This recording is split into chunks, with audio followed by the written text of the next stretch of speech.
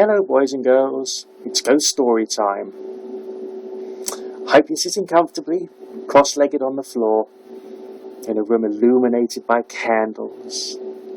Or actually don't do that, because the candles could be a fire hazard, and basically if you're cross-legged on the floor and you suddenly get surprised and you have to get up quickly, you could fall over and that can be dangerous too. So basically just sit comfortably, be relaxed, be happy and all the rest of it. Anyway, one of my wonderful viewers and subscribers has given me permission to do a couple of videos about some of his ghost experiences.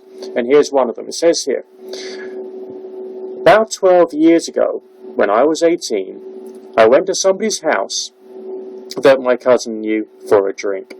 We were spending the night there. When everyone fell asleep around 4 a.m. in the morning, I sat on the couch and stayed awake, because I'm not a big drinker. A while later I heard children laughing and giggling, and I was aware that no children were in the house. It went quiet, and then about 5 minutes later I heard a child's giggle coming from down the passageway from the spare room. I never heard that again after that. I just doubted the experience.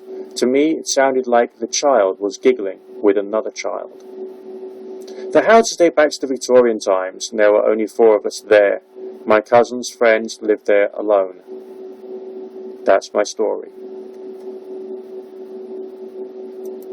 And what he's also done is sent me another story, which is a little more lengthy and complex, but bear with me as I read through this one.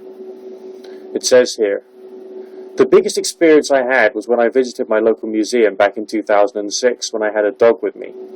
It was a quiet afternoon and hardly anyone was around. I was just browsing around, looking at the history.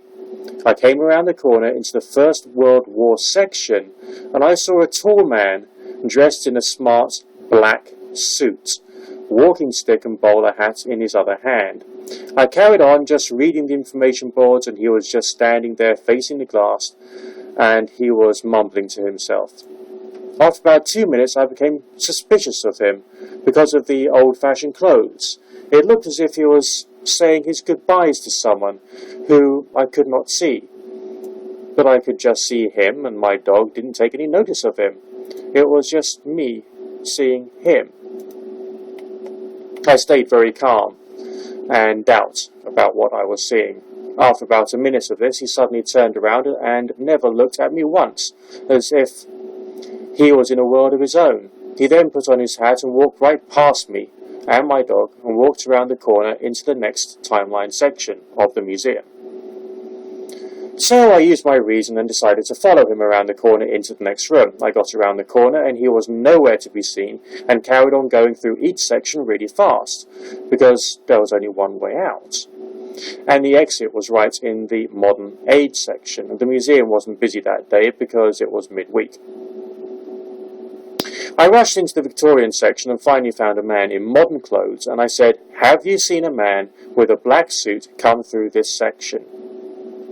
He said no, not a soul, and it was the only way through. I was following right behind him, and he walked round the corner, and I went around the corner. A few seconds after him, he had vanished. When I saw him walk past, he looked very pale, white, with a tash,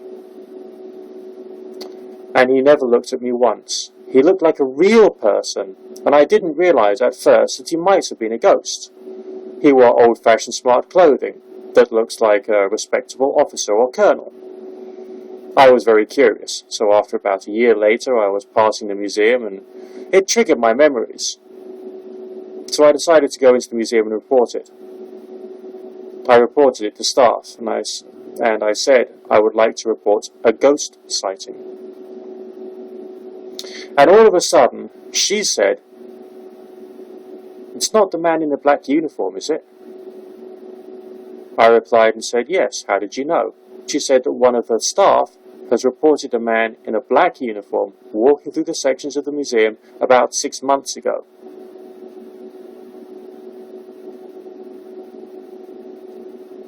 I still wonder to this day who he was. I checked the history in the libraries and found out the building was a cooperative warehouse. It still remains a mystery to me.